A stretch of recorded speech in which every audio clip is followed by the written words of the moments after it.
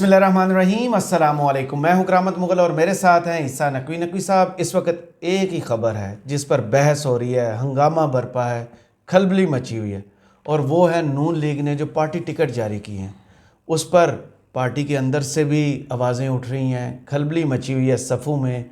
ये जो हंगामा बरपा हुआ है, ये जायज़ है? देखें करामत मुगल साहब, जो टिकटों की तकसीम का मामला है, क्योंकि इस पर बहुत सारे लोग बात कर चुके हैं, तो हम विल ट्राई कि हम रेपिटेशन ना करें, लेकिन कुछ चीज़ें जो बहुत शॉकिंग हैं उनके तज़किरे के बगैर पार्टी टिकटों की तकसीम पर बात ही नहीं हो सकती। सही। एक मैं चीज़ आगाज़ में बता दूं, एक स्टोरी है जिस पर मैं काम कर रहा हूँ। वो इंशाल्लाह अगले 24 घंटों में अगर वो सब्सटेंशिएट मैं कर पाता हूँ, उसके डॉट्स कनेक्ट कर पाता हूँ, तो विल गिव इट। हिंट मैं आपको दे देता हूँ उसका कि ये जनवरी का महीना है, साल 2020 था, जनवरी का महीना था, यही 8, 9, 10 जनवरी चल रही थी। एक रिपोर्ट कंपाइल करने का कहा गया था अता तारड़ साहब को जी। और वो रिपोर्ट थी उस वक्त के army chief general Qamar Javed Bajwa के हवाले से, उनकी एक्सटेंशन के हवाले से। सही। वो रिपोर्ट लंदन में मौजूद थे, शहबाज शरीफ पाकिस्तान में नहीं थे। लंदन में उनको पहुंचाई गई थी, उनकी खिदमत में, उनके चरणों में पेश की गई थी। नवाज शरीफ ने, बड़े भाई ने, छोटे भाई ने उस रिपोर्ट को बैठ के खंगाला था। और आज जब पार्टी टिकटों की तकसीम हुई है, उसमें कुछ चीज़ें बहुत ही ज़बरदस्त हिंट देती हुई नज़र आती हैं कि उस रिपोर्ट का बड़ा अमल दखल है टिकटों की तकसीम के मामले पर। सही। बट वेट फॉर दैट, हम उस पर काम कर रहे हैं, इंशाल्लाह वो आपके सामने रखेंगे। अभी ज़रा अपेरेंटली जो चीज़ें हुई हैं, दो चीज़ें बड़ी वाज़ेह होती हैं। देखें, एक ये कि वो जो कहानी चल रही थी ना, मियाँ साहब बड़े ताम झाम के साथ, कर्रो फर के साथ, मफलर लगा के, रंगीन किस्म का, डिफरेंट किस्म के शॉकिंग कोट्स, ओवरकोट्स, मास्क, आधे वाला मास्क, आधा मास्क, नाक से नीचे वाला मास्क पहन के आते थे। पार्लिमानी बोर्ड का इजलास चल रहा है, वहाँ पर तकारीर हो रही हैं, मियाँ साहब की 12 मिनट की गुफ्तगू मीडिया को जारी की जाती थी, एक दूसरे की तारीफ़ें और जनाब प्लेजेंट्रीज एक्सचेंज हो रही हैं। वो गालिबन कुछ हलकों में तो एप्लीकेबल था, लेकिन बहुत सारी जगहों पर वो ढकोसला साबित हुआ। मियाँ साहब के हाथ ऐसे ऐसे नहीं, कमर के पीछे बंधे हुए थे। अच्छा। कि इत्थे नहीं तक पैनी चाहिए, इधर नहीं आप कुछ कर सकते। सही। ये कैसे हो सकता है कि एक शख्स जो कि नवाज शरीफ का ताबूत पाकिस्तान में आने की पेशगोई करे, अच्छा। जो ये कहे कि जैसे इनके बड़ों के ताबूत आए, इसका ताबूत आएगा, अगर जिंदा आया तो जेल जाएगा, ये मोदी का यार है, ये गद्दार है, ये नरेंद्र मोदी के टुकड़ों पे पलने वाला है। और नवाज शरीफ इतना मजबूर कि उसने जरूरत नहीं हुई कि उसके खिलाफ कैंडिडेट खड़ा, सरेंडर कर दिया। सरेंडर किया। नून लीग ने ऐसा बदतरीन सरेंडर किया और हैरान कुन सरेंडर किया है जो जाहिर है कि बहुत गैर मुतवक्के भी नहीं था। हम इसका हिंट कर चुके थे कि नून लीग के हाथ में, उनके पल्ले कुछ नहीं है। जब आप साईं किसी को बना लेते हैं कि साढ़े सरदा साईं है, तो फिर वो फैसला करेगा, तो फैसला फिर एनजीओ है। पीर साहब ने फैसले कर भाईजान, कुछ चीज़ें बहुत शॉकिंग आई हैं इस सारे मरहले में। तलाल और दानियाल को तो खैर डिस्कस बहुत सारे लोग तो कर बेचारे चुके। जंपे मार मार के डिफेंड करते थे। ओ भाई, 5 साल की नाहली भुगती। उनकी जो उछल कूद थी, उनके खून गर्म थे। नून लीग की मोहब्बत में मियाँ साहब ने इस शदीद ठिठरती सर्दी के मौसम में आइस बकेट चैलेंज किया उनके साथ। धुंध में पीछे से डाल दिया, ठंडी बर्फीले पानी की बाल्टी आकर उनके ऊपर उलट दिया, और इस शदीद सर्दी में उनके जो दिल के अरमा थे वो आंसुओं में बह गए। अच्छा, एक दो चीज़ें और बड़ी इंटरेस्टिंग हुई है। 1 लाख पाउंड की शर्त कौन हारा है? अच्छा। कौन आया था लंदन से क्या अरमान लेके, वो क्या हुआ है? फिर जो पूरी रात है, कोई आपके राइट पे बैठा हुआ था, कोई मेरे लेफ्ट पे बैठा हुआ था, टेलीफोन कॉल्स, बहुत मेहनत हुई है इस रात में इस वीडियो के लिए। टेलीफोन कॉल्स चल रही थी और लोग, आपको पता है, सिफारिशें भी ढूंढ रहे होते हैं। अभी हतमी नहीं है, कुछ चीज़ें तब्दील हो सकती हैं इसमें। जी बिल्कुल ऐसे ही है। और कुछ चीज़ें अभी आपको आने वाले वक्त में पता चलेगा, किसी की पावर काम आ जाएगी, किसी के तरला काम आ जाएगा, किसी का फ़ोन काम आ जाएगा, किसी का पैसा काम आ जाएगा, किसी का कुछ और काम आ जाएगा। बात यह है कि उसके लिए एफर्ट होता रहा। नून लीग के जो लोग, जो जिनके नाम नहीं आए, वो कल रात से मुसलसल फ़ोन उनका जो है ना, यूँ समझेंगे चार्जिंग केबल लगी हुई है, वो सॉकेट के साथ खड़े हुए या पावर बैंक लगाया हुआ है, और टेलीफोन हो रहे हैं। बहुत सारे लोगों के फ़ोन बंद हैं, अच्छा, फैसला साजों के। बिल्कुल। और व्हाट्सएप पे लास्ट सीन या तो दोपहर का है या लास्ट सीन तो नहीं है, वो टेक ही एक अपेयर हो रहा है और कहीं पर ब्लू टेक के ऊपर उन्होंने उसका जवाब ही नहीं दिया। फ़ोन कॉल्स के सिलसिले जारी रहे पूरी रात जी। और बहुत सारे लोग अपनी सिफारिशें करते फिर रहे थे नून लीग के कि हमारे साथ क्या हो गया, हमारे साथ हैंड हो गया। कुछ चीज़ें जो है ना वो हम ज़रा डिस्कस कर लेते हैं कि क्या मामला रहा। सही। देखें, NA-54 गुलाम सरवर खान, रावलपिंडी, ये चौधरी निसार वाला जी। यहाँ पे सबसे पहले तो वो छोटी सीट के ऊपर हसन अयूब हमारे कॉलीग रहे नूरीन वाले, हाँ, उनके बड़े भाई मोहसिन अयूब, उनका टिकट वहाँ पर वो भी कोई टिकट नहीं दिया। नहीं, फहरिस्त जारी कर दिया है, साइन शुदा है, हतमी समझी जाए, लिहाजा जब तक कि इसको काट के कोई नया फैसला करके नहीं किया जाए। वो नूरीन के साथ बैठ के रो रहे होंगे। बहरहाल वो देखें, वो फैसला जो है बड़ा लग रहा था कि ये तो कंफर्म मेहनत की थी हमारे दोस्त, वो नहीं हुआ। वहाँ पर मैं आपको सुनवा देता हूँ, गुलाम सरवर ख़ान साहब जो हैं उन्होंने मियाँ साहब के हवाले से क्या कहा था और उसके बावजूद उनके मुकाबले में टिकट कैंडिडेट अपना टिकट जारी ना करना, कैंडिडेट खड़ा करने की जुर्रत ना करना, ये भी बड़े हौसले का काम है। सही, बड़े हौसले का काम है। सुनेंगे क्या फरमाते हैं। सब आप तो पाकिस्तान आ रहे हैं, क्या समझते हैं वो आएंगे या सिर्फ अपने वर्करों को तसल्ली दे रहे हैं? आएंगे तो सीधे जेल में जाएंगे, तो मेरा नहीं ख्याल कि वो आए। हाँ, ताबूत में आ सकते हैं, जिस तरह उनके बड़ों के ताबूत आए ताबूत आ सकते हैं। जिंदा अगर वो आए तो सीधे जेल जाएंगे, क्योंकि सुप्रीम कोर्ट ऑफ पाकिस्तान ने उन्हें ये फरमाया उन्होंने कि ताबूत में आएंगे, ज़िंदा नहीं आएंगे, ज़िंदा आए तो जेल जाएंगे, जैसे ऐसे आएंगे ताबूत में जैसे उनके बड़ों के ताबूत आते हैं। और मियाँ साहब ने इनके खिलाफ कैंडिडेट नहीं खड़ा किया। अच्छा, इनके हल्के का फीडबैक भी ये आ रहा है, वो कह रहे हैं कि हम जो नून लीग के लोग हैं कि हम चौधरी निसार को वोट डालेंगे अगर नून लीग का अपना कैंडिडेट नहीं होगा। तो ये हल्का बड़ा डिफरेंट किस्म का जो होगा, इसके रिजल्ट्स भी बड़े डिफरेंट किस्म के होंगे। मैं मोदी वाला इसका शॉर्ट सुनवा दूँ, फिर मैं आपको बताता हूँ कि वहाँ पर उस हल्के में जो बैरिस्टर अकील हैं या जो दीगर लोग हैं वो क्या इस वक्त कर रहे हैं और पार्टी बचाने के लिए किस किस्म के वीडियो पैगाम जारी हो रहे हैं। ये ज़रा सुने सरवर साहब क्या कहते हैं, ज़रा सुन लीजिए। MLN के लोग जो कि भारी तादाद में नवाज शरीफ के इस बयानिए के साथ इख्तलाफ कर रहे हैं, मरियम के इस बयानिए के साथ इख्तलाफ कर रहे हैं, वो समझते हैं कि उनका ये बयानिया मोदी का बयानिया है, राह का दिया हुआ एजेंडा है। आप भी इत्तेफाक करते हैं सर कि भारतीय एजेंडा है? यकीनन मैं तो 100% इत्तेफाक करता हूँ। अब तो वो खुल के सामने आ गया ना बयानिए के बाद कि वो मोदी का यार है, हिंदुस्तान का यार है, उसके टुकड़ों पे पलने वाला जमीयत उलमा इस्लाम को और मुस्लिम लीग को, वो उसके टुकड़ों पे पलने वाला, ये गुफ्तगू फरमा रहे हैं सरवर साहब। और इनके खिलाफ कैंडिडेट खड़ा नहीं किया। बैरिस्टर अकील मलिक जो हैं, जो ख़ुद उम्मीदवार थे कि वो टिकट पे नून लीग के इलेक्शन लड़ेंगे, उन्होंने हंगामी तौर पर लेट नाइट एक वीडियो बयान जारी किया, वो ज़रा सुन लीजिए उन्होंने क्या फरमाया। रहीम, मैं वाइस प्रेसिडेंट और मेम्बरान कैंटोनमेंट बोर्ड बार टेक्सला, चेयरमैन और मेम्बरान बल्दिया टेक्सला, यूनियन काउंसिल के चेयरमैन, वाइस चेयरमैन और पार्टी के तमाम जिम्मेदारान, अहदेदारान और कारकुनान, आप सबका तहे दिल से मशकूर ममनून हूँ, जिन्होंने इलेक्ट्रॉनिक और सोशल मीडिया और IPP के साथ सीट एडजस्टमेंट की खबरों के हवाले से अपने जज्बात का इजहार किया। मुझे अपनी पार्टी की आदत पर मुकम्मल यकीन है कि ज़मीनी हक़ाइक़ को मद्देनज़र रखते हुए पार्टी अपना फैसला करेगी। मैं पार्टी के तमाम वर्कर्स के जज्बात को सलाम पेश करता हूँ और यकीन दिलाता हूँ कि पार्टी के तमाम कारकुनान के जज्बात की पासदारी करूँगा। माजी करीब में बदतरीन हालात में भी ज़िमनी इंतखाबात में पाकिस्तान मुस्लिम लीग नून और कायदे मोहतरम मियां मोहम्मद नवाज शरीफ साहब की इज़्ज़त व वक़ार के लिए पार्टी परचम को बुलंद रखा और आइंदा भी इंशाअल्लाह पाकिस्तान मुस्लिम लीग नून के कारकुनान के जज्बात को मद्देनज़र रखते हुए बाहमी मुशावरत के बाद आपके जज्बात, आपकी ख्वाहिशात का एहतराम करते हुए फैसला किया जाएगा। लिहाजा आप सबसे गुजारिश है कि पार्टी के बाज़ाब्ता फैसले तक किसी भी जज्बाती फैसले से इज्तनाब करें और पार्टी झंडे के नीचे मुत्तहिद रहें। पार्टी झंडे के नीचे मुत्तहिद रहें, किसी जज्बाती फ़ैसले से गुरेज करें। इसका मतलब यह है कि उस हलके में कुछ लोग हैं जो जज्बाती फ़ैसले करने पर इस वक्त तुल गए। उन्होंने कहा कि हमने जज्बाती फ़ैसले ही करने। अच्छा, अब क्विकली ज़रा गो थ्रू करते हैं। पिंडी बड़ा ज़ोर था, हो जाना था। राजा हनीफ एडवोकेट की कुर्बानी को मसला ही नहीं था भाई। PP 17 में फयाजुल हसन चौहान के ख़िलाफ़ मसला वो नहीं था।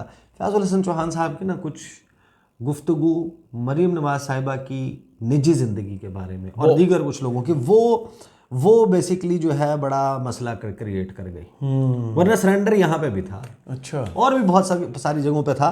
लेकिन मियाँ साहब ने वो कुछ ज़ाहिर है कि कुछ फैसले, ज़ाहिर है कि अभी भी चीज़ें होनी हैं। लेकिन पिंडी में ही आपको याद है नासिर भट्ट साहब जी, वो लंदन में होते थे सब कुछ, वो हरजाने शरजाने पौंड शौंड मलक अरशद जज हाँ, काफ़ी उनका नाम जो है मीडिया वो में सारा लेके आए। तारिक अजीज साहब ने ट्वीट किया था 8 दिसंबर को। उन्होंने कहा था कि रावलपिंडी शहर के ticket final, barrister Daniyal, Hanif Abbasi और मलिक इब्रार को कौमी असम्बली के टिकट मिल गए। MPs की सीटों में शेख अरसलान, ज़ियाउल्लाह शाह, मलिक इफ्तिखार, सज्जाद खान, उसामा चौधरी और राजा हनीफ उम्मीदवार होंगे। अच्छा, वो हाजी परवेज़ और ये बाकी कुछ लोग ऐड हो गए। इस पे तारिक अजीज साहब कहते हैं कि उन्होंने मुझे फ़ोन किया था, नासिर भट्ट ने फ़ोन पे जो गुफ्तगू हुई थी उसका खुलासा उन्होंने एक ट्वीट करके बयान किया। उन्होंने कहा कि नासिर भट्ट साहब, तुम्हें याद हो कि न याद हो, हमें याद है वो ज़रा ज़रा। अच्छा, मेरे इस ट्वीट पर नासिर साहब ने मुझे फ़ोन पर गिला किया और कहा कि अगर हनीफ अब्बासी को टिकट मिल गया तो मैं आपको 1 लाख पाउंड इनाम दूंगा। भट्ट साहब, आप इस शर्त के गवाहों को भी खूब जानते हैं। यानी नासिर भट्ट वो सो कॉन्फिडेंट कि उसको टिकट मिलेगा। ये वो बंदा है जिसने वहाँ मीडिया से केस जीता था लंदन में और बार बार छोटी छोटी वीडियोस ट्वीट कर रहा था। हाँ, कि अच्छा, उसके बाद जो आप चलते हैं, बहुत सारे फैसले हैं, उन पे बहुत सारे लोग बात कर चुके। देखें, Chaudhary Jafar Iqbal ji, Gujarat, United States of Gujarat, जो बंदा ये कहता था कि NA65 का फैसला मैं करूँगा। मैं यहाँ पर इस हल्के में गुजरात में नवाज शरीफ हूँ, मैं टिकट मांगूंगा नहीं, टिकट तकसीम करूँगा। अच्छा, एक बात बताऊँ, बहुत ही यानी कि जो मुखलिस मैं उन्हें पर्सनल जानता हूँ, लोग हैं ना उनकी पार्टी के साथ, वो उनमें से एक हैं। बट हैं वो बड़े धीमे मिजाज के हैं, वो ज़्यादा करीब शहबाज शरीफ के। जी, नवाज शरीफ के भी हैं, लेकिन शहबाज शरीफ के थोड़े ज़्यादा करीब हैं। हमारे कॉलीग हैं, उनके कज़न भी हैं, वो भी चलता। लेकिन वहाँ पर जो टिकट दिया है वो काफ लीग के टिकट पे 2 मरतबा इलेक्शन हारने वाले सिद्धू साहब जो है, जिनके बारे में भी ये चल रहा है कि वो गालिबन किसी बहुत ही बड़ी शख्सियत के भाई हैं। बिल्कुल ऐसे ही है, एयरफोर्स के सबसे आला शख्सियत के भाई हैं। बिल्कुल। तो वहाँ पर दे दिया टिकट। उसके बाद कुछ हल्के हैरानकुन तौर पे जेलम का एक हल्का है, जेलम का जो हल्का है वहाँ पर अभी तक कैंडिडेट कोई है एनए की सीट पर नहीं दिया, नीचे दोनों सूबाई सीटों पर दे दी। तो वहाँ पर क्या करेंगे? फिर उसके बाद दानियाल अजीज़ को जो टिकट नहीं दिया तो दानियाल अजीज़ ने तो बगावत कर दी। उन्होंने कहा ऐसी तैसी गिरा गया, मैं तो जनाब मैं इलेक्शन लड़ूंगा और मेरी बेगम महनाज भी इलेक्शन लड़ेंगी। तो वहाँ पर वो कहते हैं कि महंगाई के ख़िलाफ़, ये महंगाई के ज़िम्मेदार है ये एहसन इकबाल, इसने अगर फैसले करने, ये सब कुछ होना है। हो सकता है कि हम कुछ चीज़ें मिस आउट भी कर जाएं। बहरहाल तलाल चौधरी के हल्के में इंटरेस्टिंगली वहाँ कैंडिडेट ही नहीं दिया।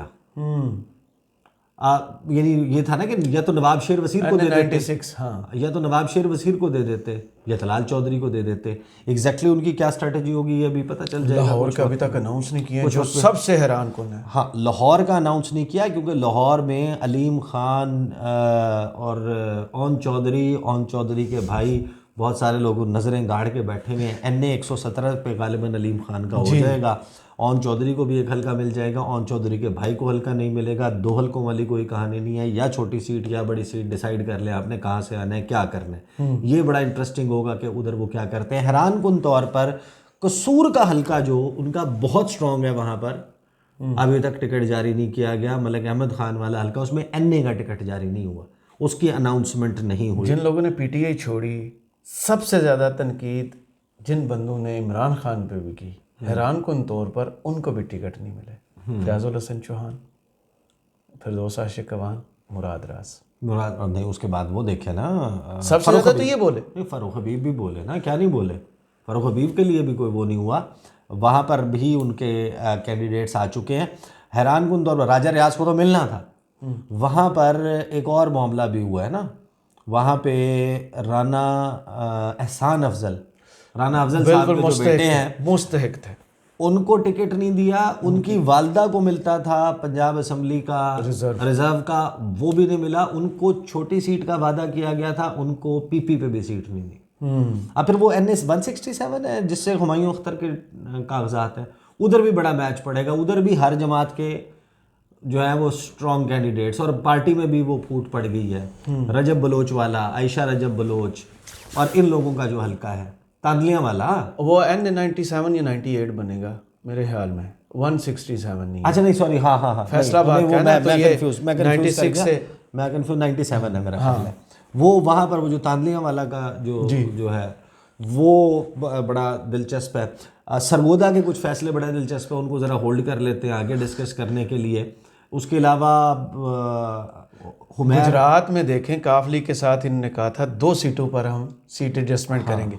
एक पे अपना कैंडिडेट खड़ा कर दिए, एक पे शुजात साहब ने अपने बेटे को टिकट दे दिया। अच्छा। और अपने दोनों भतीजे जिन्होंने इमरान खान के खिलाफ भी प्रेस कॉन्फ्रेंस की थी, हुसैन लाई, मूसा लाई, दोनों को भूल गए। हाँ, दोनों के वो नहीं हुई। गुजरात में ये हुआ है। गुजरात की क्योंकि मुझे थोड़ा सा इंटरेस्ट ज़्यादा है तो थोड़ा सा टाइम दे दे। गुजरात जलालपुर जट्टा में जो सानहा जलालपुर जट्टा हुआ था वो हुआ था अली बड़ाइच की वजह से।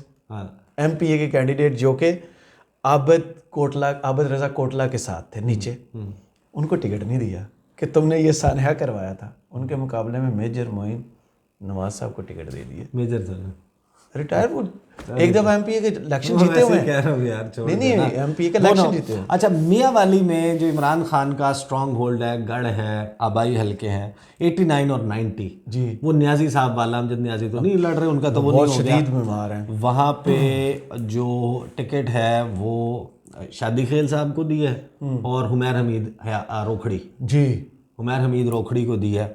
तो ये आप देख लेंगे इसका आगे क्या, इसके नताइज क्या आएंगे इसमें। वो जंग में जो है वो फैसल साले हयात। अच्छा, दिलचस्प बात ये है कि जंग का एक हल्का इन्होंने मिस भी किया हुआ, उस पर भी क्या करना है ये नहीं पता। शेख याकूब आते हैं, जिनको एक टिकट दिया है वो डिसाइड करेंगे। शेख याकूब आते हैं, फैसल साले हयात डिसाइड करते हैं कि ये हमारा होगा कैंडिडेट। लेकिन फैसल साले हयात फिल वक्त एक शाहजीवना की जो उनकी गद्दी है वहाँ पर से वो एनए की सीट पे भी हैं और पीपी की सीट पे भी हैं। लेकिन ये अब आगे उसका क्या फ़ैसला होता है वो बड़ा दिलचस्प होगा। लोधरा का मामला चल रहा था, लोधरा में उन्होंने सदीक बलोच और कांजू टिकट्स अब्दुर्रहमान कांजू को दे दिए टिकट्स, और जहांगीर तरीन के लिए उन्होंने नहीं, मुल्तान के 2 हल्के छोड़े हैं। अच्छा, इससे लड़े या उससे लड़े। हाँ, पेपर तो गालिबन 51 और 52 एक से सबमिट करवाए उन्होंने, 151 और 152 वहाँ पे कर दिए हैं। और फिर रहीम यार खान का एक हल्का छोड़ा हुआ है और एक हल्का बहावलपुर का छोड़ा हुआ है। वो हल्के हैं, एक तो बनता है चीमा साहब का, तारिक बशीर चीमा का हल्का बनता है। अच्छा, फिर ये भी इंटरेस्टिंग होगा कि जो बाकी फिरदौस आशिक अमान का हल्का है वहाँ पर वो बगावत कर चुकी हैं। लेकिन दिलचस्प बात यह है कि भाई वो तो जो आईपीपी की लिस्ट है उसमें नंबर 2 पे रिजर्व सीट्स में नंबर 2 पे हैं फिरदौस आशिक अवान, नंबर 1 पे मुनज़्ज़ा हसन है, हाँ। नंबर 2 के ऊपर फिरदौस आशिक अवान है और नंबर 3 पे मेरे जहन से नाम निकल गया, अंदलीब अब्बास को नहीं दिया। नहीं, अंदलीब अब्बास नहीं है। नंबर जो उनकी लिस्ट है उसमें गालिबन 3rd नंबर के ऊपर बुखारी साहब बना हो, वो भी बड़ी नहीं, अब मुझे नाम जहन में नहीं आ रहा तो उसको वो कर देते हैं।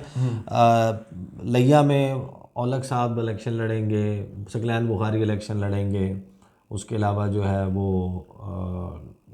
साहबजादा फैजुल हसन जी वो लड़ेंगे। मीर बादशाह किसरानी की अगर किसी ने गालियाँ सुनी हो ना, जो नून लीग को देते थे, वो सराइकी में थी और बड़ी प्योर सराइकी में थी, वो आपको समझे। हाँ, नहीं वो मैं तो दोहरा तो नहीं सकता। जिस किस्म की गालियाँ और जिन जानवरों से तशबीहात वो दिया करते थे ना, वो उनको नून लीग ने दे दिया टिकट।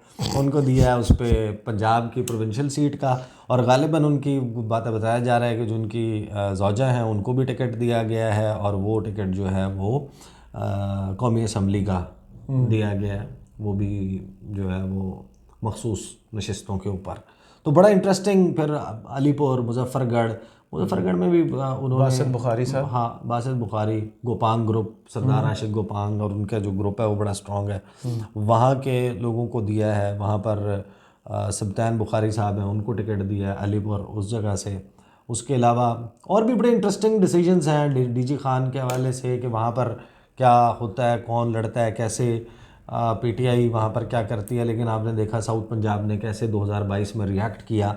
बहुत सारी ऐसी चीज़ें हैं जिनके ऊपर मज़ीद अभी तहे उतरेंगी प्याज की, तो और अभी कुछ होना है। अभी तो लाहौर का कज़िया, आंसू भी निकलेंगे तहे उतरने के बाद, कलर भी नजर आएगा। हाँ, अभी तो पता चलेगा कि वो जो NA 121 है वहाँ पर क्या होता है, बॉक्सिंग रिंग बना। हाँ, जो शेख रोहेल असगर हैं उनका और अयाज सादिक साहब का फाइनली टिकट किसको दिया जाता है, क्या आज़ाद? मेरी प्रेडिक्शन है रोहेल।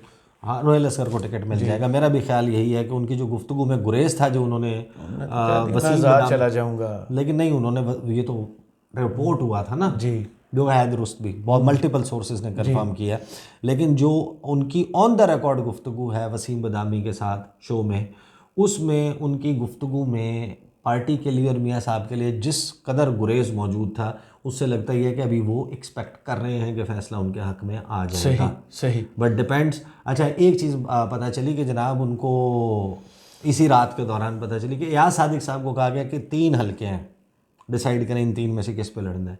अच्छा, अगर आपने इन 3 पे NA पे नहीं लड़ना, बताएं PP पे किस पे लड़ना है। अगर आपने NA पे भी, यानी कि नेशनल असम्बली का हल्का भी नहीं लड़ना, पंजाब प्रोविंशियल भी नहीं लड़ना, सेनेट का इलेक्शन आ रहा है, जैसे ये होगा फ़ौरन सेनेट का इलेक्शन होगा, आप सेनेट में आ जाए 6 साल के लिए।